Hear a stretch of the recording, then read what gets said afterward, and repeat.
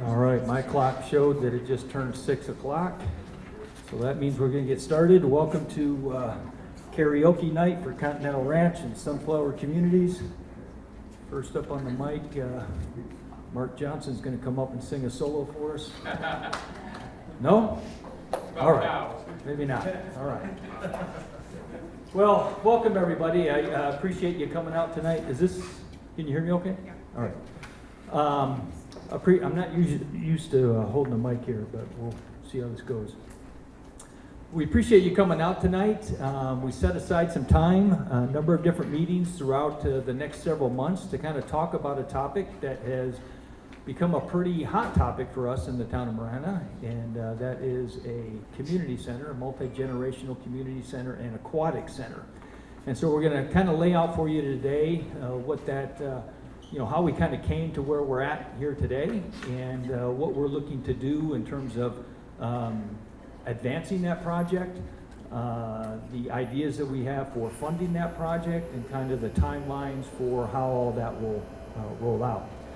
So, jump to the next slide there. So why are we here? I kind of articulated that a little bit, but I'll go a little bit more into depth on that. So this actually started as a result of a 10-year master plan that our Parks and Recs department did over the course of the last year or so, 2 years. And Jim Conroy and his folks over here, Wayne and some of his other staff, worked real hard on that with a consultant. And they completed that plan and presented that plan to us, meaning myself and the deputy town manager back in December. We then set some time to present that to the council. That was presented to the council on February the 2nd, I believe, sometime in February anyway. And it was very, very well received by the council. Prior to it actually going to the council, though, we spent a whole lot of time with that plan, getting input from the community. And so with a lot of input from the community, a lot of feedback once the plan was completed, it was out there for a total of how long for review by the community? About a month and a half after it was reviewed by council. Okay, so went to the council, approved by council, back out to the community for their review and discussion and comments. And as a result of that, there was some information in that report that indicated there was a need for indoor facilities, recreational facilities, as well as aquatic facilities. And that was very high on the list for people in our community with regard to their wants and desires. And if you can kind of advance this slide here. So this kind of gives you an idea of the community feedback that we got, and you probably can't read it from where you're at, so I'll go through some of this here for you real quick. And it breaks things down by different amenities, and then different areas within the town of people who their level of support for these different facilities. So with regard to community center, the community center was the highest priority that people had in terms of additional recreational amenities in our community. And if you talk to our Parks and Recs director, Jim Conroy, who's been doing this for a very long time, worked in a number of different communities, he will tell you that we are woefully inadequate with regard to recreational facilities, actual indoor facilities and aquatic facilities. And some of our aquatic staff over there will attest to that as well. Overall, 48.7% of the community, the whole community, placed this as a high priority. And another 28.3% said it was a medium priority. So they got to rate it by high, medium, or low. 23% said it was a low priority. And then we broke it down even a little bit further by the various geographical areas within our community, and it's probably no surprise. You know kind of how the town of Marana is divided up, and we have northern Marana, we have basically southern Marana, which is Continental Ranch, Continental Reserve, everything essentially south of Aver Valley Road, and then you have northeast Marana, which is everything along Twin Peaks and up to Tangerine and all of Dove Mountain. That's northeast Marana. And so you can see some of the breakdowns there. In Northeast Marana, 41% said it was a high priority, 30% said it was a medium priority, so 71% roughly saying it was a priority of some sort, and 28.7% saying it was low priority. Then you go into the Northwest or Northern Marana, which is everything north of Avra Valley Road on the west side of the freeway. 64% said it was a high priority, 21% said it was medium, and 13% said it was not a priority or was a low priority. And then Southern Marana, which is the area that we're meeting here tonight, 48.4% said it was a high priority, 29.9% said it was a medium priority, and 21% said it was a low priority. The numbers relative to Aquatic Center, somewhat similar. Overall, high priority, 52% for the entire town, with 25% saying it was medium priority, so a total of 77% there. And in Northeastern Marana, it was 40% high priority, 25% medium. In Northwest Marana, 70% said it was a high priority and 18% medium. And in Southern Marana, 53% said high priority, 26% said medium priority. Senior Center is down there as well, and the percentages are significantly lower. So we came to the realization pretty quickly after getting this data that this was something that the community wanted. The input that we have kind of indicated, identified the need for us and said, clearly this is something we need. And I was talking with some of our staff before the meeting started, and Eric Montague, who's been with the town since 2006, says, yeah, we've been talking about doing a community center and aquatic center since 2006 when I got here. The town manager then, Mike Rousat, said, we have to do this. That was 15 years ago, right? So fast forward to 2021, and here we are. Like I said, we took this to the council. They adopted the 10-year master plan, and that began some of the discussions as a result of some of this information in the plan. And those discussions were furthered when we had a retreat up in Phoenix, and we started talking about advancing projects that would be of great benefit to the community. And this was one of the ones that really came up to the top of the list on the part of the council, and it really began to generate a lot of discussion and interest in how can we advance this project. So we then got some direction from the council. Let's see what we can do to advance this, even to the point of we'd like you to look at where we would locate it and how we could locate it and what that would look like, what kinds of sites are available. We got some specific direction from them relative to the areas of town and rationale and reasoning for that. And so we presented those things to the council, and that was really our first step in kind of fulfilling this need. So we identified it, we codified it through the council giving us the direction. We then began to take some steps to actually fulfill the need by identifying a site location for the facility.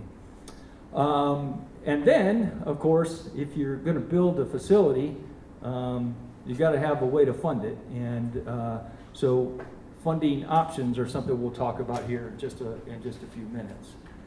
So I want to talk a little bit about established needs.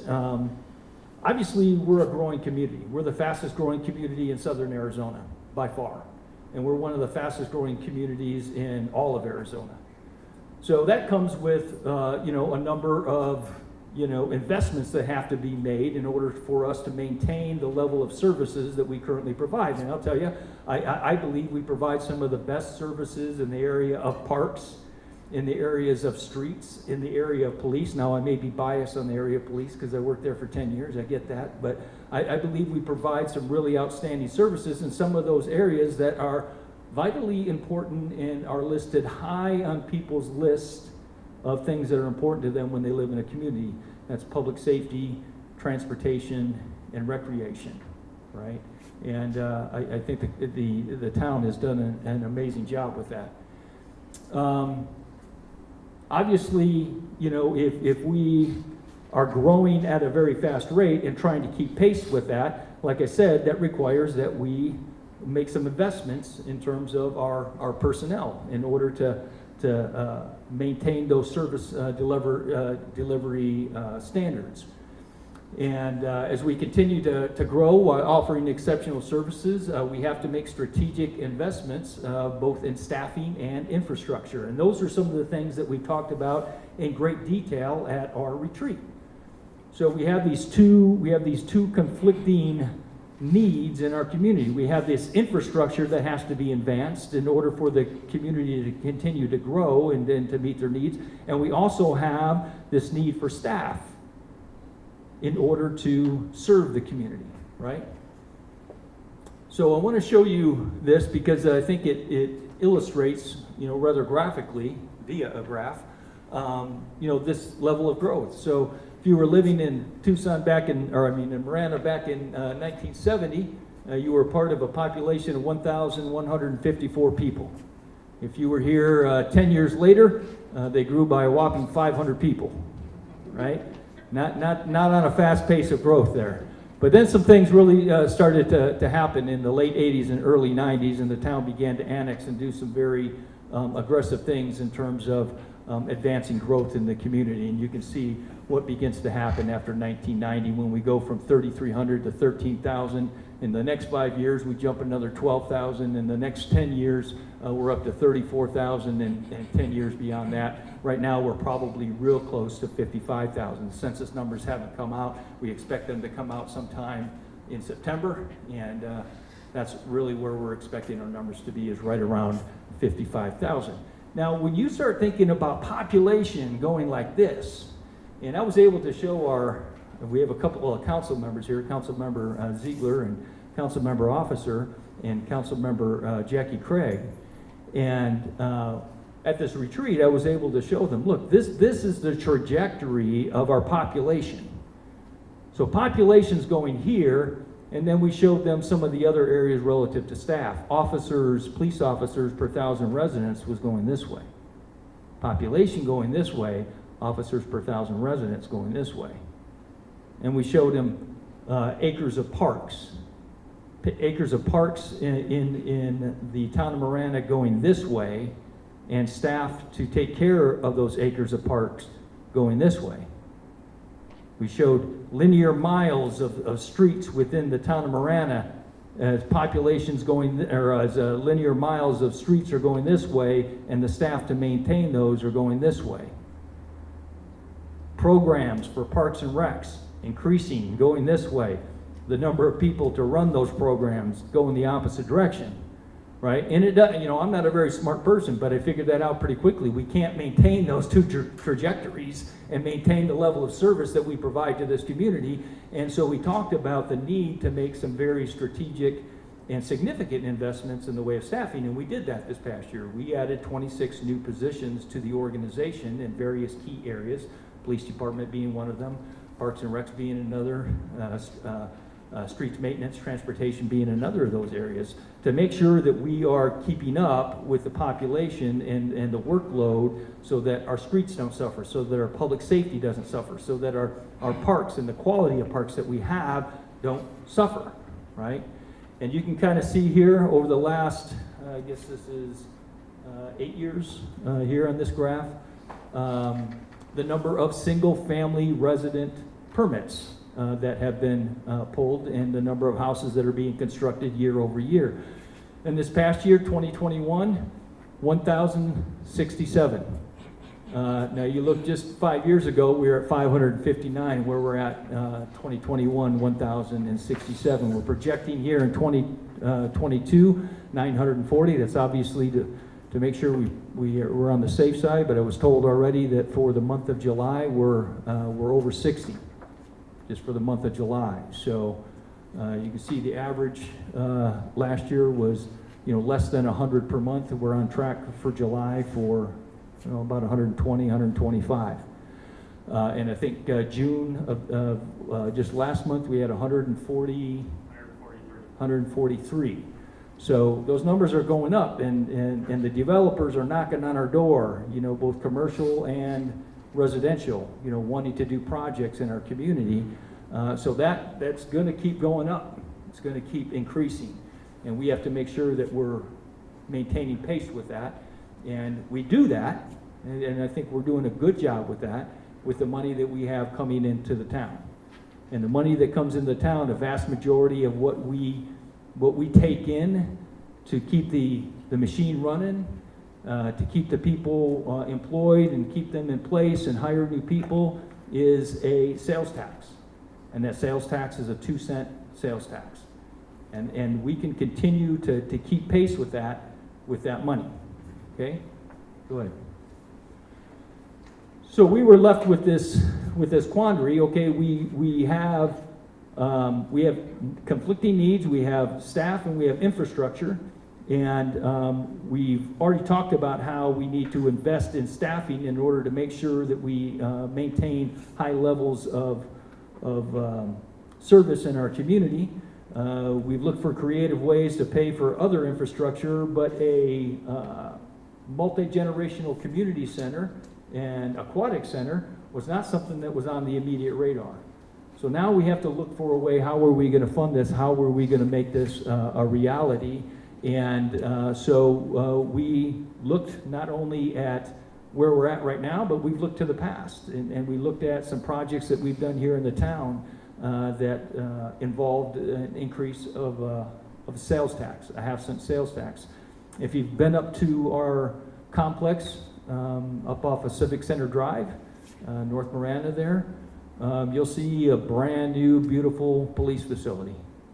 And it's gorgeous. It's state of the art. It's one of the best you'll find out there. A really wonderful project and a wonderful facility that cost about $23 million. And it's completely paid for.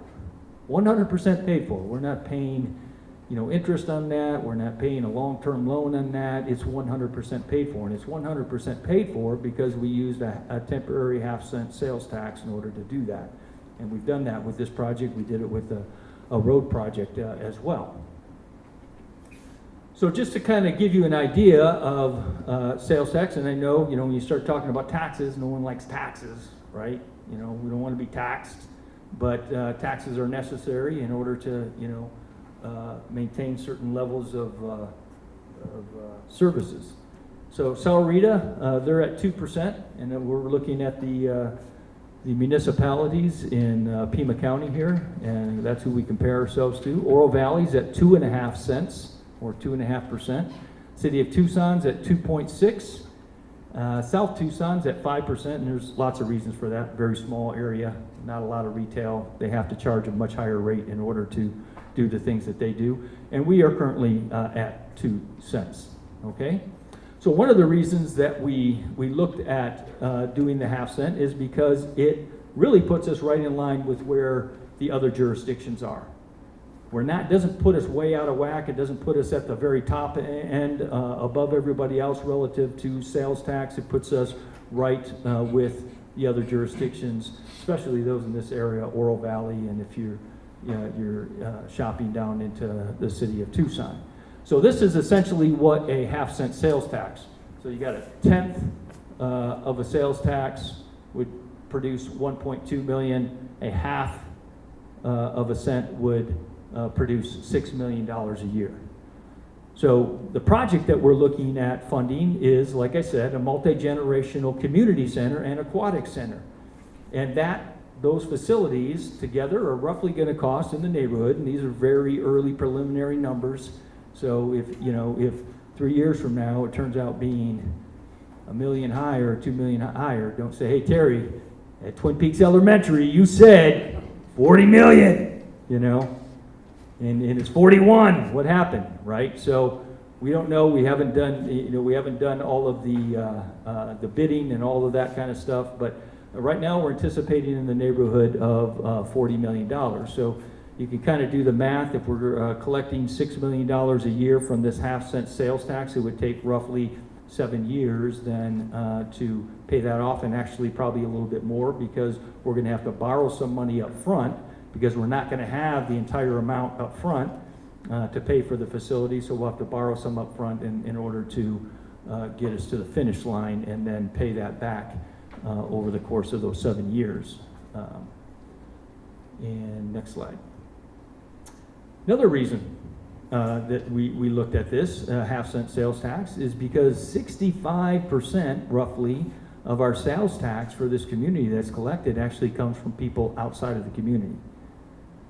So when you start thinking about, who's going to be paying for this facility, to think that roughly 2/3 of it is going to be paid from people that aren't even living in this community, whether they're visitors, whether they're tourists, whether they're just coming from outside of our town boundaries and shopping within our town boundaries.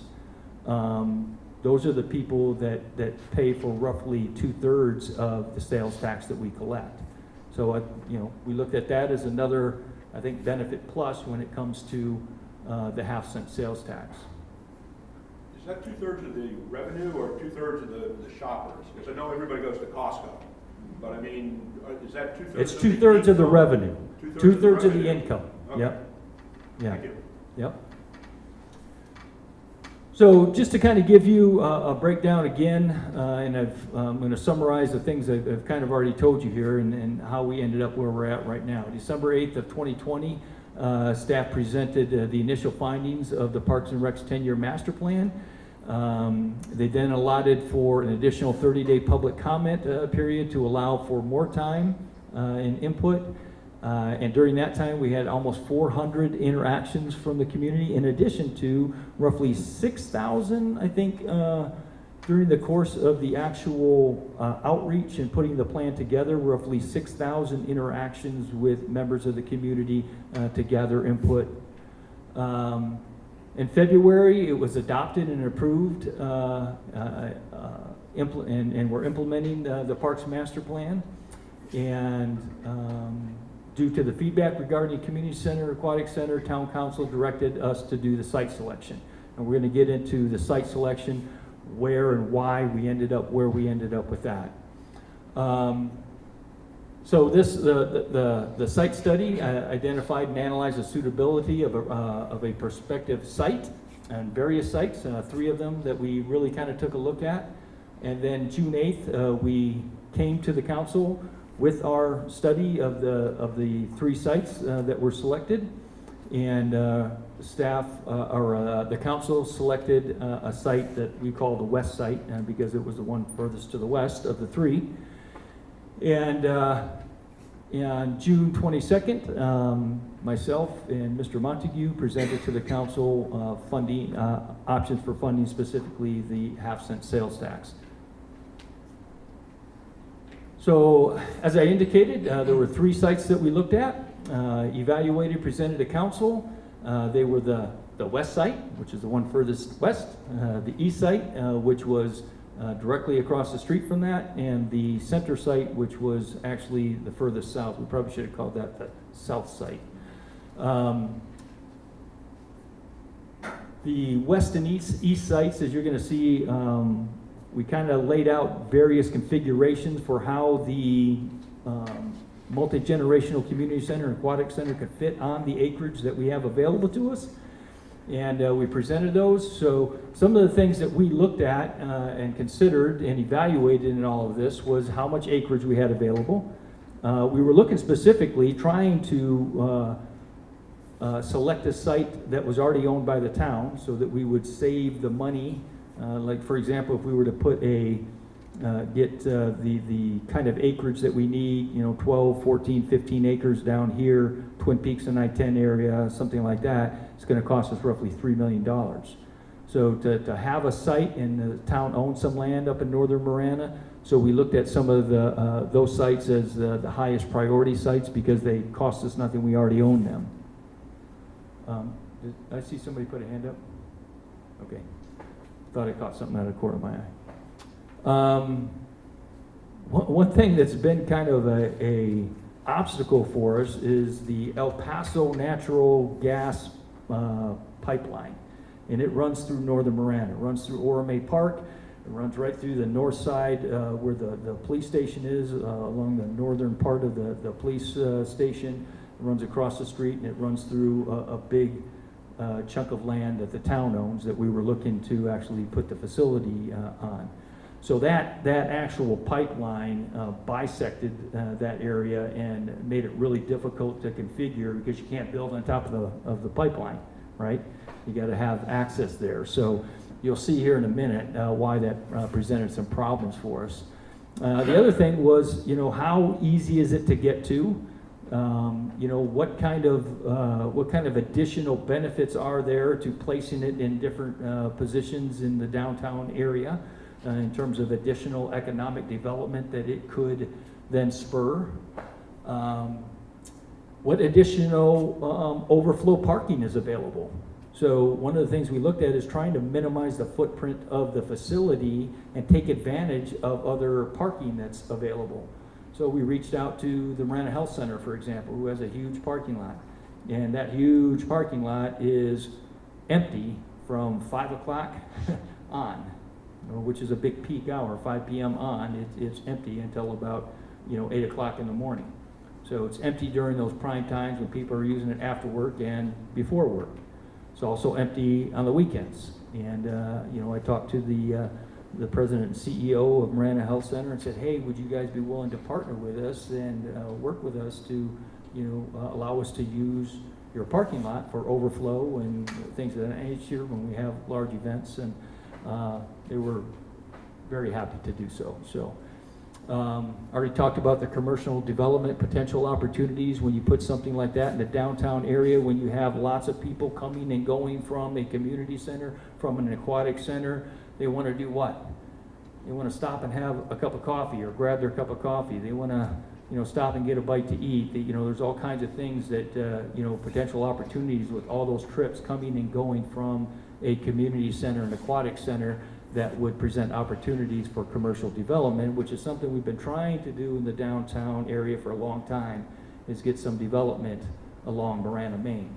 Because right now, if you drive down Marana, Maine, you essentially have a fire station, you have the Marana Health Center, and then you have the Marana Municipal Complex, and that's pretty much it. Although Northwest Fire is building an admin building up there right now. Site visibility, future expansion potential, overall cost of development were all things also that we considered in this. Because of the lighting in here, this isn't real easy to see, but I'll try to walk us through this real quickly.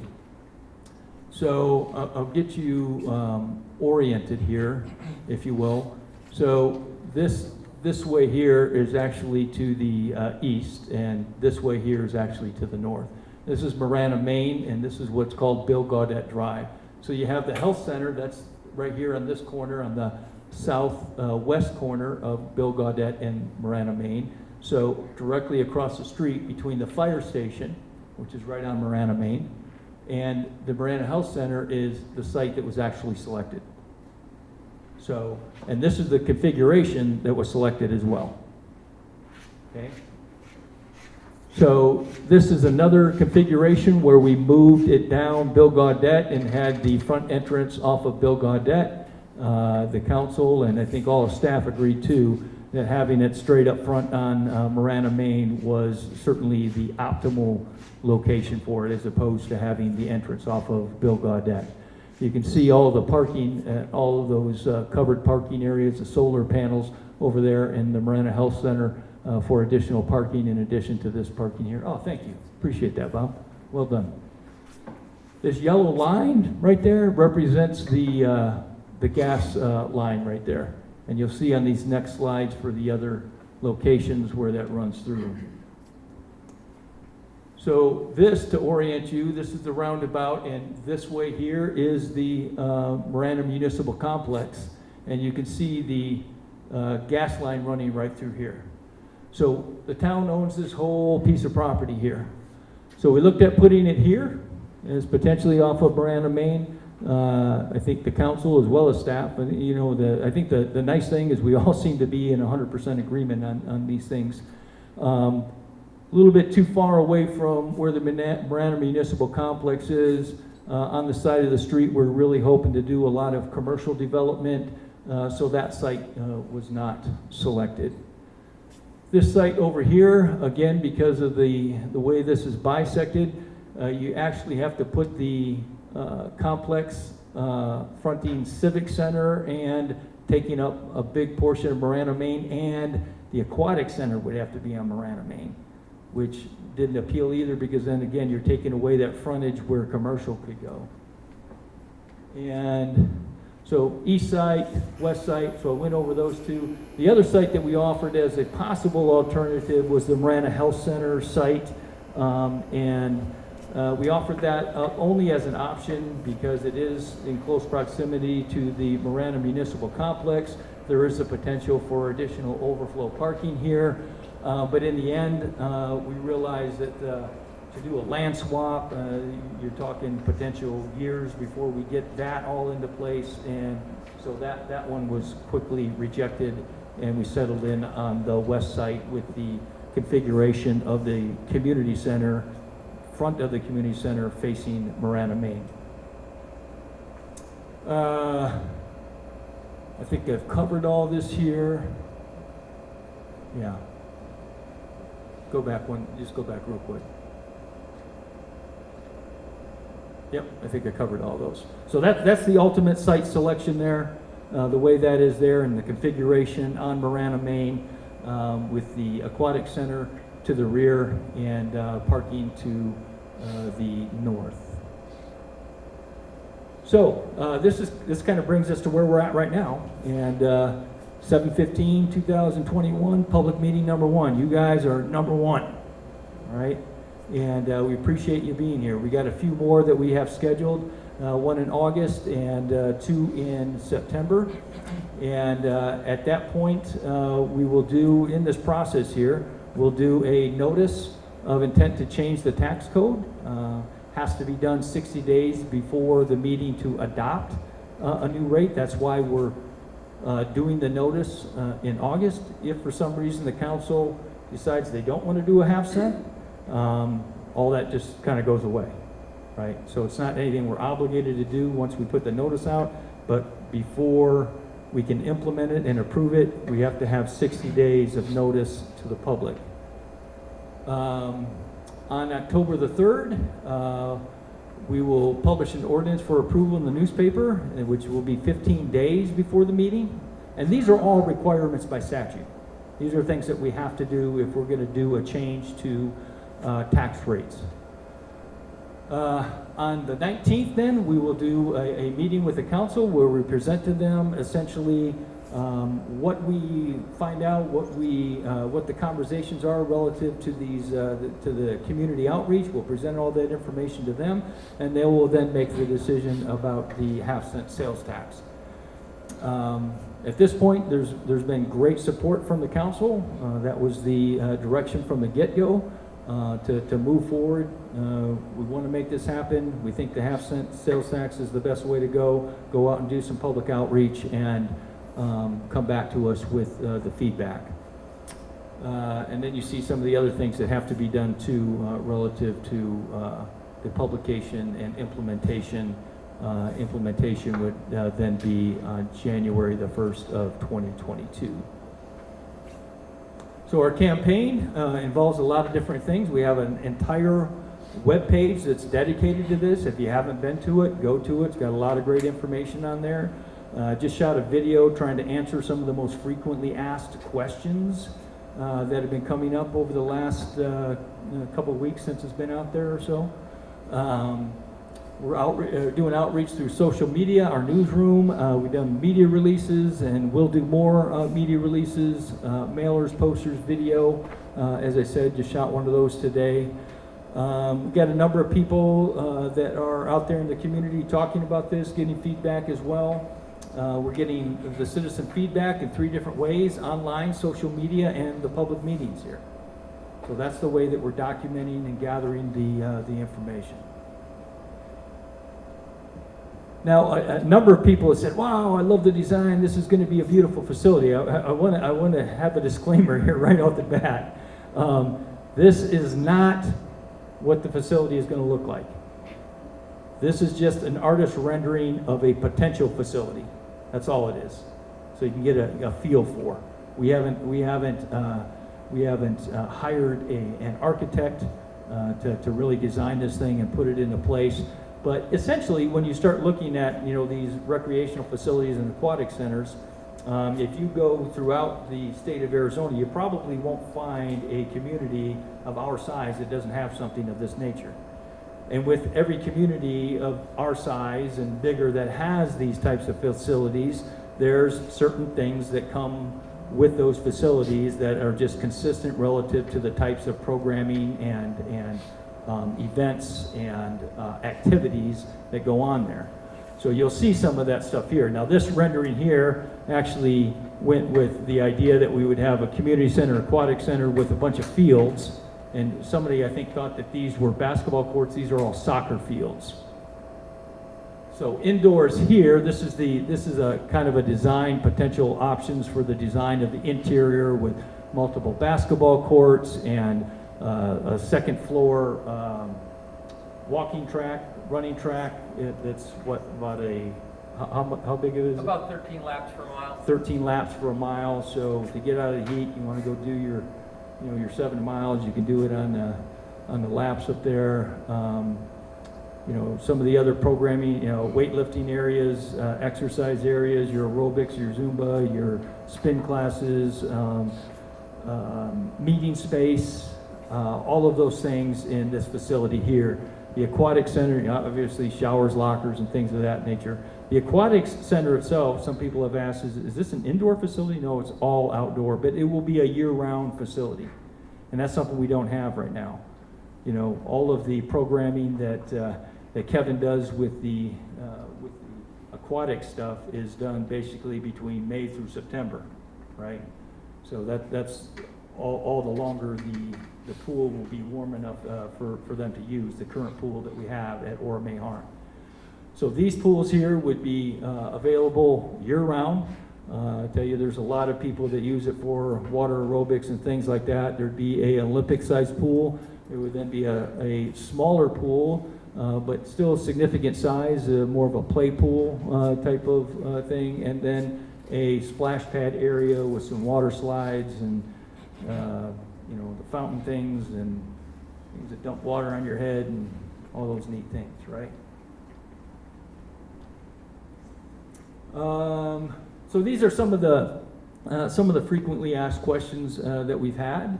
And again, I encourage you to go to the website. You can look at some of those things. We're answering those things. Whenever anybody is sending in questions for us or comments, we're sending them some information about the project. And it contains a lot of the information about the frequently asked questions. One of the questions that's come up certainly is, okay, you're going to raise the taxes by 0.5 cent. What are you going to do when the facility is paid for? Is the tax going to go away like it did with the PD facility, or is it going to remain intact? And I think right now, and there was some discussion about this from the council about whether to sunset it or whether to keep it going. And we just got done doing a public safety facility, paid for that facility. Now 2 years later, we have another facility that we're in need of doing. So I think, one of the thoughts is we don't know what the next thing is going to be. And so keeping it in place has certainly some benefits to it from the standpoint of what's that next project. And if that 0.5 cent goes toward identified projects that have a direct benefit to the community, that's what we want it to go for. We don't want you, Terry, and they made this really clear to me, Terry, we don't want you to take this 0.5 cent and start using it for other stuff. We don't want you to take this 0.5 cent and use it to give people raises, or take this 0.5 cent and use it to hire additional people, or to buy more vehicles. That 0.5 cent has to go for a project that the council approves and says, yes, we like it. Maybe it's a performing arts center. Maybe it's we've grown to the point where we need a substation, a police substation or something. I don't know. And I think that's kind of the point. We don't know what we don't know. And so there's a thought that, yeah, we could keep it in place to pay for that next big project that's on the horizon that right now we don't know what it is. The other option is, once the money is raised, you sunset it like we did with the public safety facility. Other people have asked, well, man, my taxes are so high already. I pay incredible property tax. You guys are killing me with your property tax here in Marana. Well, what a lot of people don't realize is Marana doesn't have a property tax. So the property tax that you get on your tax bill every year from Pima County goes toward other things, not to the town of Marana. They go to Pima County for Pima County roads and Pima County employees. They go to the fire districts. They go to the school districts. They go to community facilities districts and things of that nature, right? But none of the money that you pay in your tax bill for your home comes to the town of Marana. And I got some feedback from somebody that said, the sales tax here is already higher than where I came from in California. Now, that may be true of some communities in California, but like Oakland, San Francisco, they're at like 10, 9.5, 11, etc. There may be communities over there that have a tax rate, a sales tax rate that's lower than ours. But the other thing I noticed about California is just about every community in California also has a property tax. We don't have that. And the council has been very, very judicious in saying we're not going to add a secondary property tax. So our main source of income comes from one thing, and that is sales tax. Okay? So what's affected by a sales tax increase? It's basically any retail purchase, easy for you to say, retail purchases that do not include your groceries, right? So if you go to Fry's and you buy $300 worth of groceries and it's all items that are edible, not an umbrella or something, none of that is taxed. Food's not taxed. Food at a restaurant is taxed. The Makita saw that you purchase at Home Depot, that's taxed. So any of the other merchandise, that is taxed. The property tax I already covered. Where there'll be a fee to use the facilities. And some people have asked, okay, why don't you fund this thing by just charging people who are going to use the facility to pay for the facility? And we will charge people who are going to use the facility to use the facility. But those monies will be used to pay for the year-over-year operation and upkeep of the facility, right? Because there's a certain amount of upkeep. There's electricity, there's water that's used, there's employees that serve that facility, etc. So those monies will go toward the operations. Exactly what that fee is, yet at this point, that has not been determined. We've had some initial discussions about that, and when we look at other jurisdictions, it's all over the map. Some jurisdictions charge a fee that is very, very low, and they recover only about 25% of the operating fees. They said, this is something we want to give to our community, and we want it to be very minimal, so every single person in the community can use it. 25% is all they're recovering. And there's other communities that recover up as high as 75%. 65, 70%. So where our council lands on that hasn't been decided yet. So that, in a nutshell, and I'm sure there's probably going to be some additional questions here, but that, in a nutshell, is kind of an overview of, what we're doing, why we're doing it, where we're at right now, how we got to where we're at right now, and like I said, right now where we're at in the process is July 15th, 2021, meeting number 1 at the Twin Peaks Elementary cafeteria with the people sitting in this room, ready, anxiously awaiting to hear your thoughts.